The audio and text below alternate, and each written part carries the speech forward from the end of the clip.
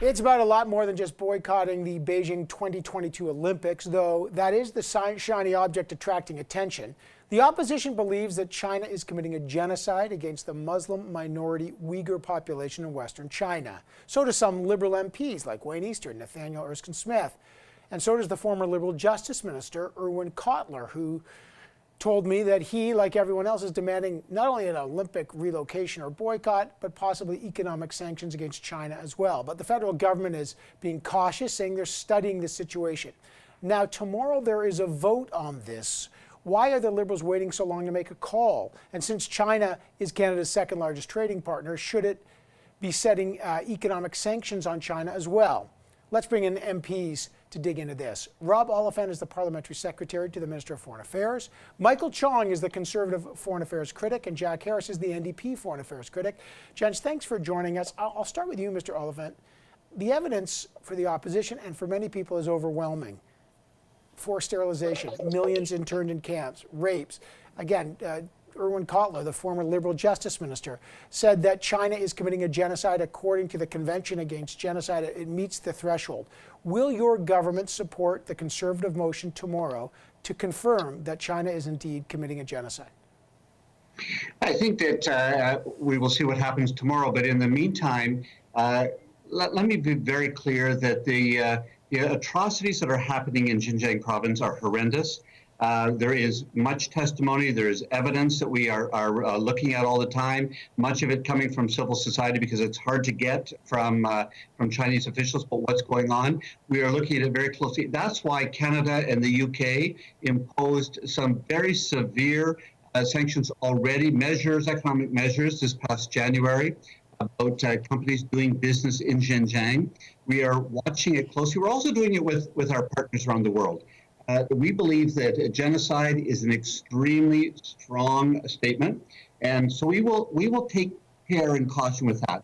We're not an opposition party. We're the government, and we will continue to find a way to make sure that we do this courageously, but also carefully. Mr. Chong, I'd like you to respond to that because it is a Conservative motion.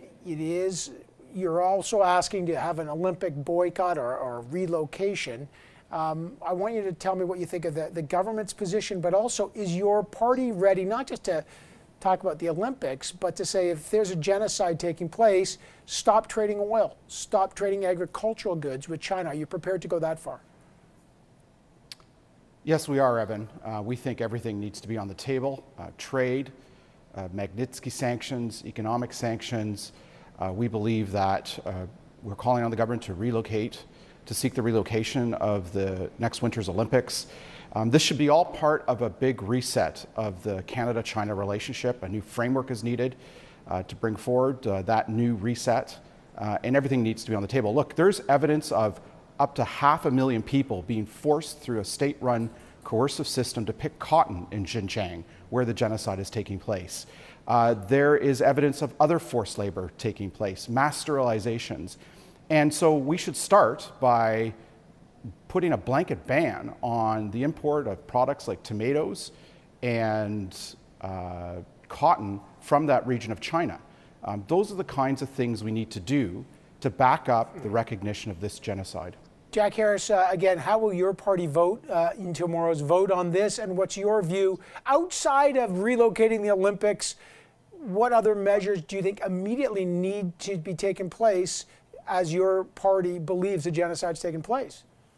Well, I think the first thing, and the important thing really, and this is why we support the motion, is naming it for what it is. And we're dealing with the mass surveillance, we're dealing with forced labor, we're dealing with population control, we're dealing with political indoctrination on a large level, arbitrary detention, forced labor. All of that has to be named for what it is.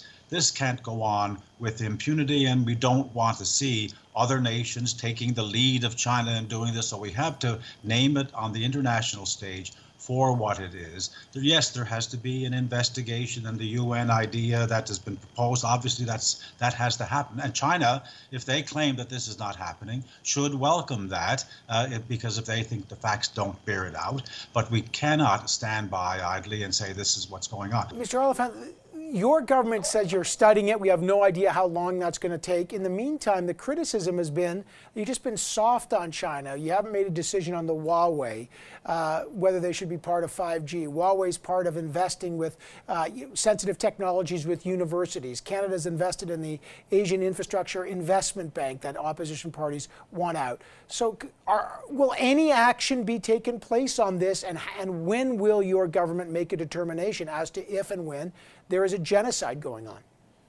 I think, Evan, you've listed a whole shopping list of issues. China is a complex, difficult situation. I take exception to the opposition critics as though we were sitting around. We have raised the issues about Xinjiang and Hong Kong and Tibet numerous times at the UN Human Rights Council, at the UN General Assembly. In the periodic review, the Universal Periodic Review that was done 2 years ago in China, we've raised the issues of human rights.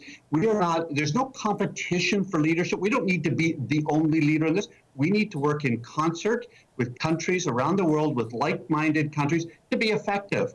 We don't believe in mass responses that are untargeted. We know that sanctions like that have hurt the wrong people at the wrong times, and I don't believe the Conservative Party has ever said that before. We know that targeted absolute sanctions and measures, doing them in concert with other countries, doing them multilaterally, is the way to work. This is not about scoring political points. This is about helping Uighur people. Well, okay, Mr. Chong, you can respond. He's essentially alleging that this is grandstanding going on, and what's your response to that? That's simply not true. In order to trigger the protection of some 12 million Uyghurs in China, we need to recognize this as a genocide. The 1948 Genocide Convention is clear that states have an obligation to prevent genocide and to punish perpetrators of genocide. But if you're not willing to call it for what it is, a genocide, then you're not obligated to do either one of those things. And so not recognizing this as genocide is simply not an option. We as a world committed after the Second World War to never again allow the horrors of a genocide like the Holocaust to take place. Canada has an obligation in the best of our tradition to uphold international human rights and dignity and to take a position on this as a genocide in order to call the world to action, to take measures such as relocating the Olympics to prevent the continuation of this genocide. Gents, I got to leave it there. It's going to be a very interesting vote on this tomorrow. I always appreciate your time. Rob Oliphant, Michael Chong, Jack Harris, thanks so much.